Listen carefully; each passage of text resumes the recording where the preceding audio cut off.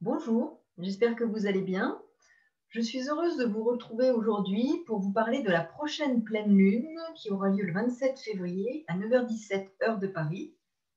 Pleine lune qui aura lieu dans le signe de la Vierge donc, et dans l'axe Vierge-Poisson, puisque le Soleil sera en Poisson. Comme pour toute pleine lune, les deux luminaires se font face à face. Et nous avons ici, ce qui est important de remarquer, c'est qu'à la fois c'est l'axe Vierge-Poisson, mais aussi l'axe 6-12. Sachant que la maison 6 est en analogie avec la Vierge et que la maison 12 est en analogie avec le signe du Poisson. Donc, cette pleine lune est doublement marquée par la symbolique de l'axe 6-12, celle, je dirais, du soin au sens large. Alors, ce qu'on peut se dire, c'est que déjà, la planète maîtresse de cette pleine lune est Mercure. Mercure est la planète maîtresse de la Vierge. Il se trouve en Verseau. La Lune est la planète maîtresse ésotérique du signe de la Vierge. Donc, elle va nous parler essentiellement de la symbolique d'Isis, qui incarne la maternité, la fécondité spirituelle, qui va engendrer un monde de justice. Donc là, au niveau de la symbolique mythologique, nous avons ici des éléments importants de compréhension de ce que peut apporter cette pleine lune en termes d'énergie dont on peut se saisir. L'axe 6-12 est en analogie avec Vierge-Poisson. On voit aussi, pour cette pleine lune, que la lune noire se trouve, bien entendu, en Bélier, premier signe du cycle zodiacal, mais aussi en maison 12, en analogie avec le Poisson, dernière maison et dernier signe du cycle zodiacal. Donc nous sommes là, avec cette pleine lune, sur une période charnière de transition, de fin de cycle.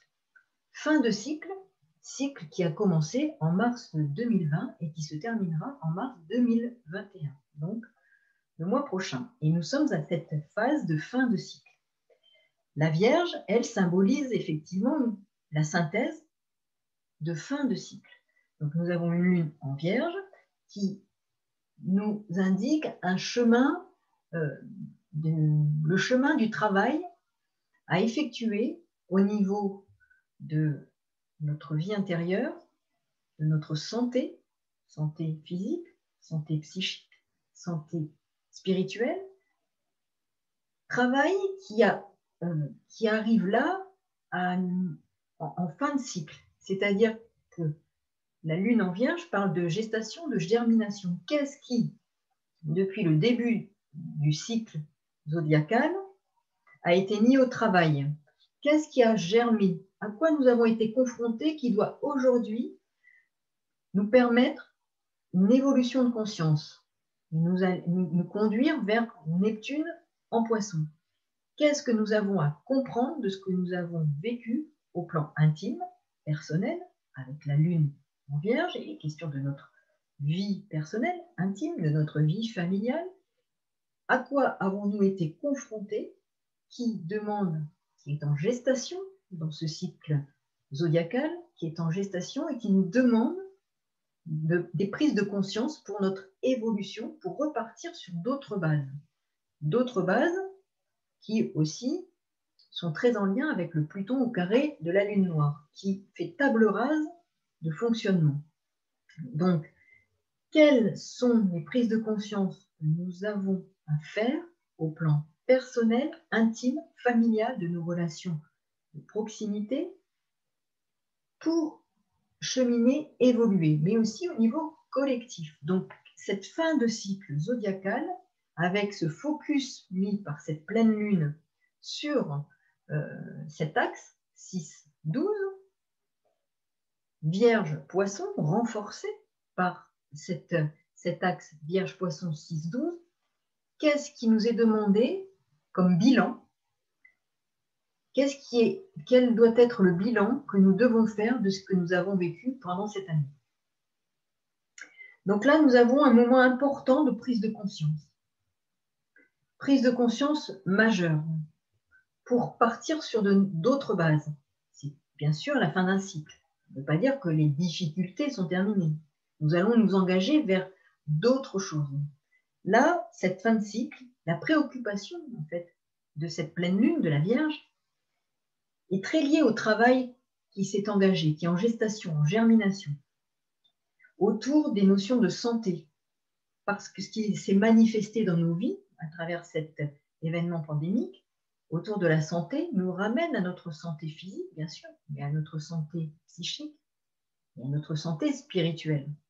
Quels sont les enseignements que nous pouvons tirer de ce que nous avons vécu pendant ce cycle zodiacal, pendant cette année, à travers les événements, je dirais, manifestés dans la matière, puisqu'avec la Vierge, nous sommes dans la manifestation, dans la matière, à travers ce que nous avons vécu, ce que nous avons à comprendre pour notre évolution de conscience, personnelle, individuelle et collective.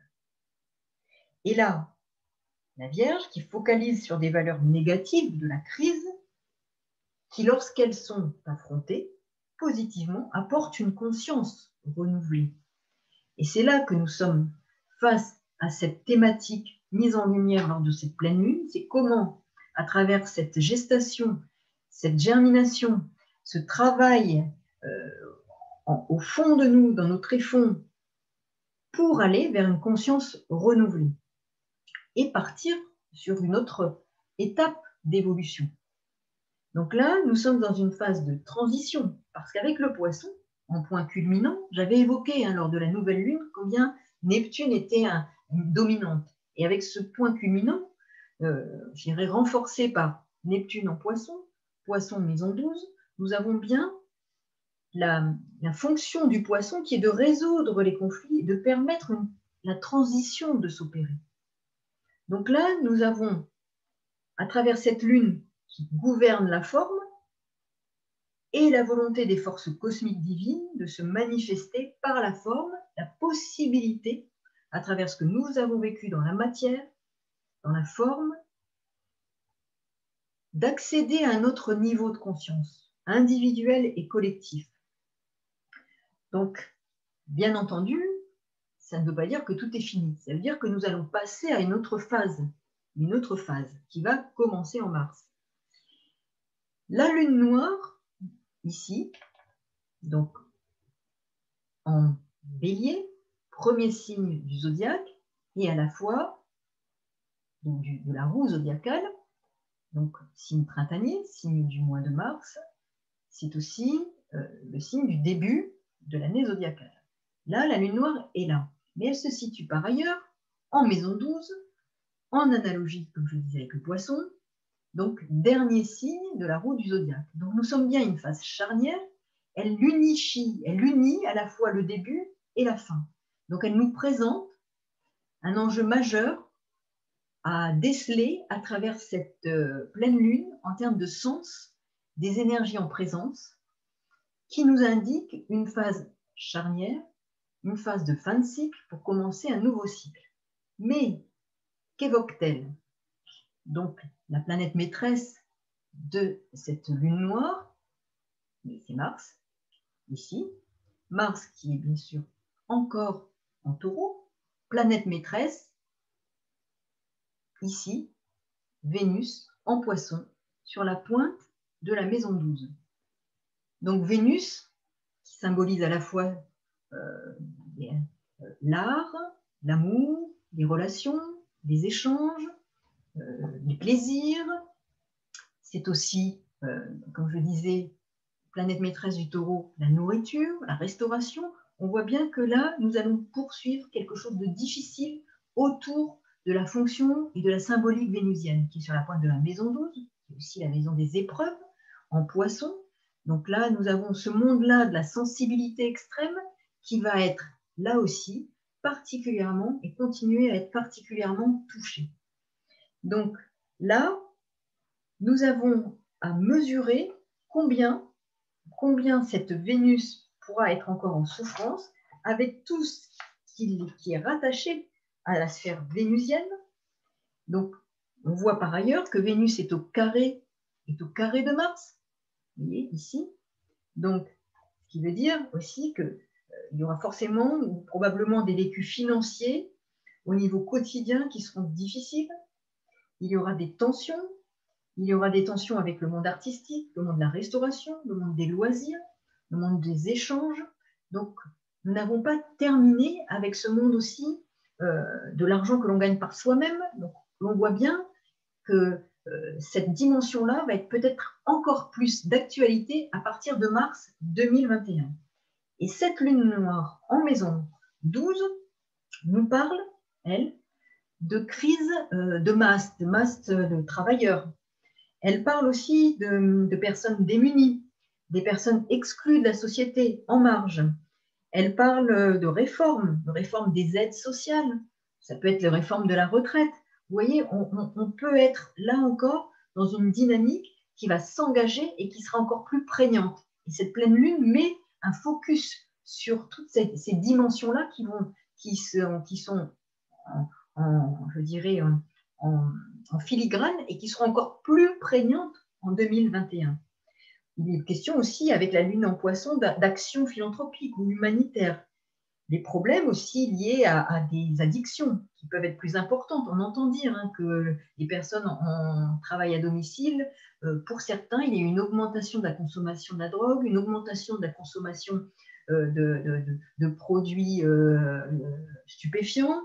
Il y a aussi potentiellement des affaires de mœurs qui seront de plus en plus mises en lumière. Et on le voit, c'est de plus en plus vrai. Donc là, nous sommes à une période charnière et ça va se poursuivre. On peut dire que nous sommes effectivement aussi potentiellement vers l'émergence d'un nouveau type d'épidémie ou peut-être d'une nouvelle maladie. Donc là, on voit bien que la question de la santé va prendre une autre tournure. Et puis, c'est aussi cette fin de cycle, cette lune noire en maison 12, c'est aussi une période de gestation qui précède une forme un peu de nouveau modèle de société. Donc, qui va s'engager. Ce ne sera pas du jour au lendemain, mais on voit que nous sommes dans quelque chose qui vient renforcer cette notion de fin de cycle pour un nouveau cycle. Et cette lune en Vierge parle bien de ce qui est au travail, autour de la santé, mais la santé au niveau physique, au niveau psychique avec le poisson et au niveau spirituel aussi avec une autre dimension du poisson.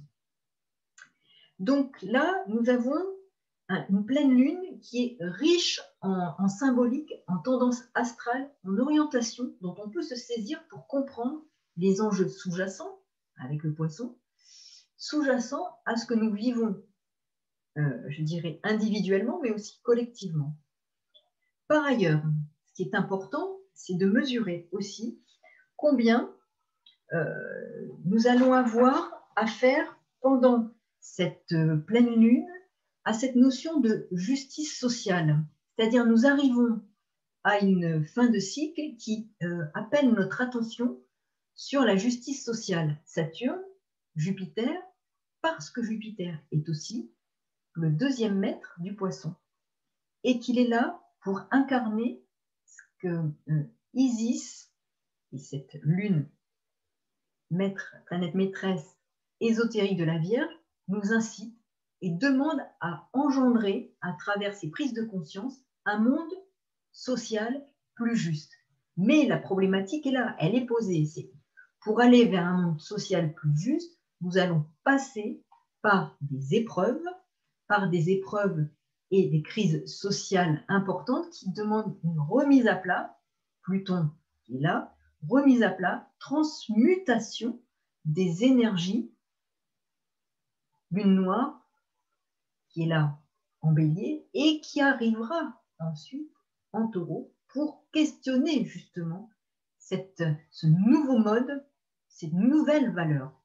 Donc vous voyez là, nous sommes dans une pleine lune qui est riche de sens symboliques pour nous indiquer vers quoi nous devons aller, quelles sont les prises de conscience, le travail avec la lune en Vierge, le travail qui est en cours, qui est en germination, qu'est-ce qui a été fécondé chez chacun d'entre nous pour des prises de conscience, pour une conscience renouvelée au titre individuel, personnel, familial, de nos valeurs qui sont remises en question avec Uranus en taureau, qui parle bien sûr de nos valeurs matérielles, mais des valeurs qui sont les nôtres aussi individuellement.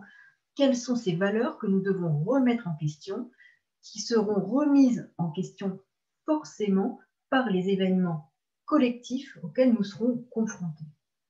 Donc là, nous avons une pleine lune riche de sens qui appelle effectivement à une prise de conscience et à une évolution spirituelle qui est un enjeu majeur de ce que nous vivons aujourd'hui, parce qu'à travers ce qui se manifeste dans la matière, nous avons à prendre conscience, lune qui féconde la matière, lune en vierge, qui nous demande de prendre conscience de ce que nous vivons au niveau collectif pour une conscience renouvelée et par ailleurs une possibilité de passer à un stade différent, à un cycle différent d'évolution. Mais cette nouvelle lune, cette pleine lune, pardon, est bien là, en maison 12, et elle indique qu'il y aura des obstacles, que ce sera certainement douloureux, comme je le disais, pour tout ce qui relève de la sphère vénusienne, donc de nos valeurs, la valeur du travail de chacun. Donc nous avons là une dimension importante à prendre en compte. Par ailleurs, ce qui est aussi important de regarder, c'est le maître de la Vierge, la planète maîtresse, Mercure, qui est en Verseau et qui va appeler notre attention sur une dimension aussi intéressante de cet axe, donc Vierge-Poisson, qui demande sans doute de regarder aussi, d'aller comprendre, d'aller chercher des moyens novateurs pour se soigner. Je rappelle que Mercure est en lien avec le symbole du pharmacien. C'est aussi la pharmacopée. Donc on peut se dire que là, ce Mercure en Verseau peut nous demander de chercher à innover par rapport à des pratiques et des découvertes pour se soigner selon d'autres moyens. Je rappelle qu'Uranus est le maître du Verseau. Et où se situe Mercure, qui est ici plus comme un visionnaire. Son intelligence est vive, supérieure, et donc elle est au service de projets collectifs.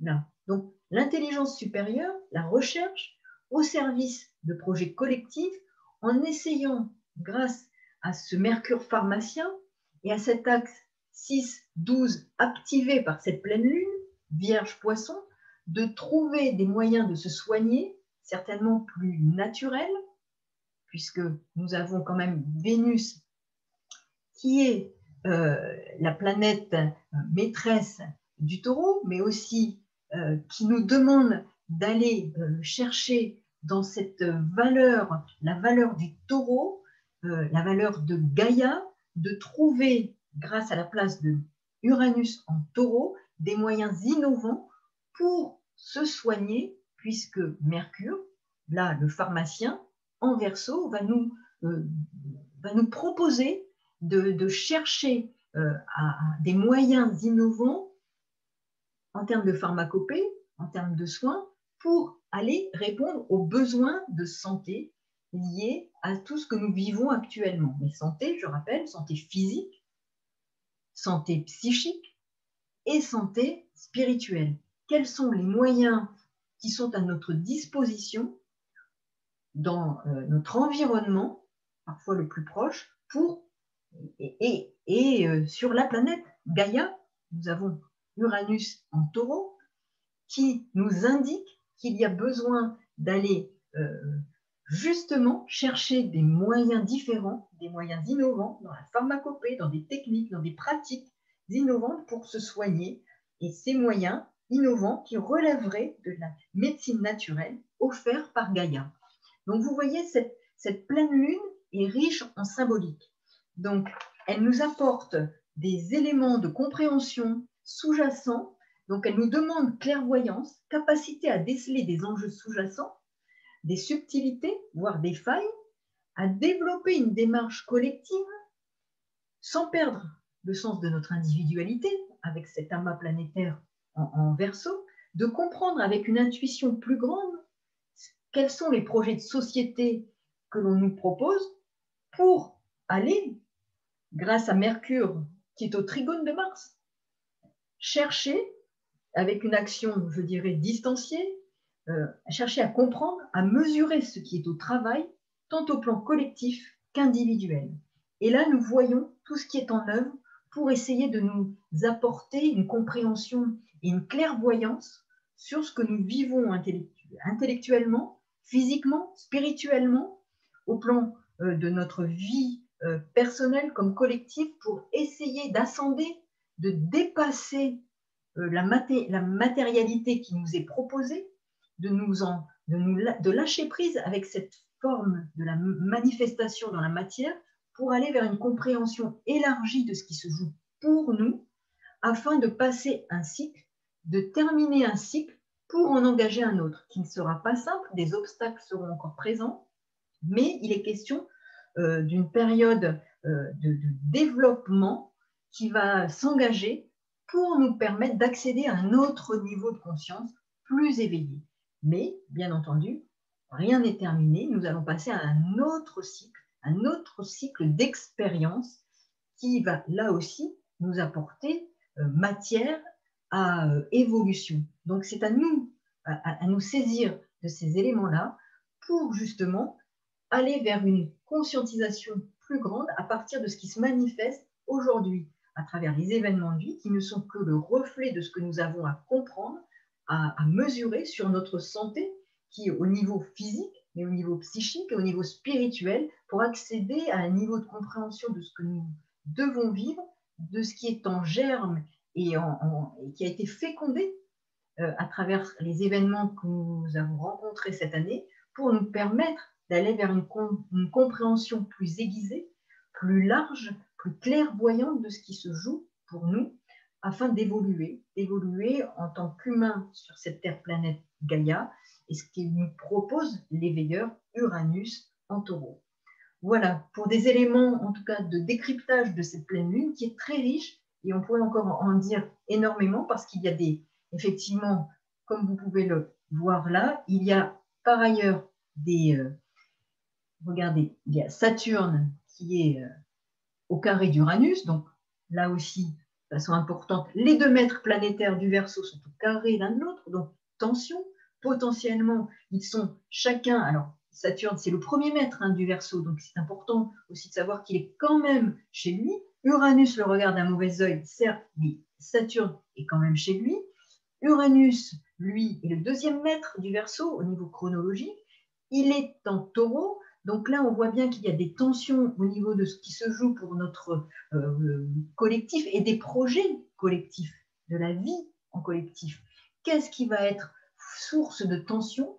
On voit bien, puisque c'est en maison 11, source de tension pour notre collectif et les projets collectifs qui sont, je dirais, qui devraient être innovants. Quels sont les projets que nous avons pour notre vie en collectif, pour notre bien vivre ensemble, que nous pouvons échafauder et imaginer ici, avec cette place de Mercure, maître de la Vierge, où se trouve la Lune? Qu'est-ce que l'on pourrait imaginer comme projet collectif pour mieux vivre ensemble?